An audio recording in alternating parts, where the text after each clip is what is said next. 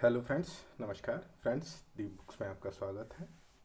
Friends, आज GIC mains का paper हुआ है, तो उसमें से ये हिस्ट्री का पेपर है। तो ये हिस्ट्री का पेपर सभी के लिए वैसे इम्पोर्टेंट है, क्योंकि पीसीएस मेंस भी है 23 तारीख से, और फिर आरओ का भी मेंस है। तो उस पर्पज़ से बहुत इम्पोर्टेंट है, और स्पेशली जिसका हिस्ट्री मेंस है पेपर, उसमें क्या कहते हैं 23 तारीख में, तो उसके लिए तो बहुत इम्पोर्टेंट है। तो आइए एक एक करके क्वेश्चन देखते हैं। ठीक है, 20 क्वेश्चन हैं, और कुछ 250 के लिखने हैं, कुछ 150 के लिखने हैं। आइए देखते हैं। सेक्शन ए में है, हम किस आधार पर यह कह सकते हैं कि हड़प्पा कालीन सभ्यता की प्रकृति नगरी थी? सुदाहरण विस्तार कीजिए। मतलब हम किस आधार पर ये कह सकते हैं हड़प्पा कालीन सभ्यता कि वे नगरी थी, कि हड़प्पा कालीन सभ्यता नगरी थी कि नहीं थी, उदाहरण दीजिए, बस ये कहना है। दूसरा क्वेश्चन है, अशोक का धम्म न केवल एक धार्मिक और नैतिक आचार संहिता थी, अपितु उसके राजनैतिक निहितार्थ भी थे। विवेचना कीजिए। तीसरा क्वेश्चन है, मुगल साम्राज्य के पतन और विखंडन के लिए उत्तरदायी कारणों का निरूपण कीजिए। ठीक है, क्या अलीगढ़ आंदोलन किसी भी तरह से भारत के विभाजन के लिए उत्तरदायी था? स्पष्ट कीजिए। फ्रेंड्स, देख रहे हैं आप, पहला क्वेश्चन कहाँ से आया है? हड़प्पा से। ठीक है, प्राचीन भारत। दूसरा मौर्य से। तीसरा मिडिवल में पहुँच गया। चौथा डायरेक्ट उसमें पहुँच गया, मॉडर्न में। फिर है पांचवा क्वेश्चन, महात्मा गांधी ने भारतीय स्वतंत्रता संघर्ष को प्रजातांत्रिक मूल्यों पर आधारित एक जन आंदोलन में परिवर्तित कर दिया। टिप्पणी कीजिए।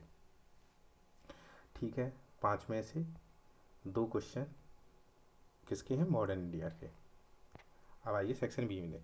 6वीं शताब्दी ईसा पूर्व में बौद्ध धर्म के उदय के कारणों की विवेचन कीजिए।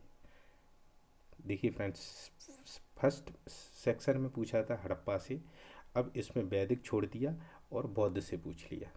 ठीक है, उसमें फिर पूछा था मौर्य से, अब उसमें पूछा था उससे अकबर से, नहीं, मुगल साम्राज्य के पतन मुगल से पूछा था।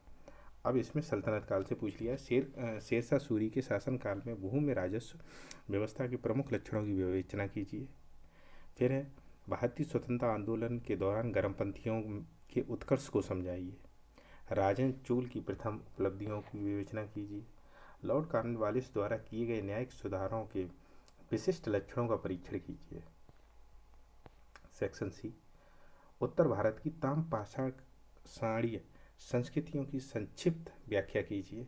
वेदांग से आप क्या समझते हैं? मतलब फ्रेंड्स, सारे चैप्टर 1 बाय हड़प्पा है, सिंधु सभ्यता है, वो मतलब प्रागैतिहासिक काल है, फिर सिंधु सभ्यता है, फिर वैदिक है, फिर बौद्ध है, फिर मौर्य है। देखो सभी कवर किए हैं उन्होंने। संक्षेप में गांधार कला की प्रमुख विशेषताओं का वर्णन कीजिए। मालविकाग्नितम नाटक पर प्रकाश डालिए। मनसबदारी व्यवस्था को परिभाषित कीजिए।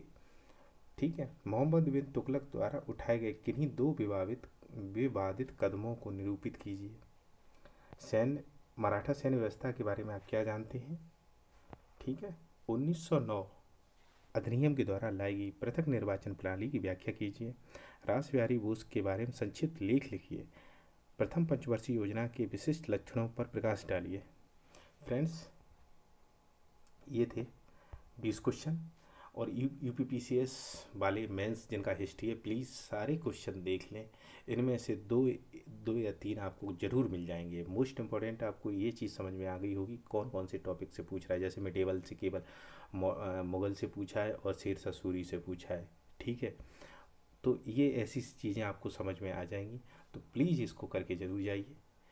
वीडियो अगर अच्छी लगे तो प्लीज़ चैनल को सब्सक्राइब करिए और वीडियो को शेयर करिए। Thank you so much.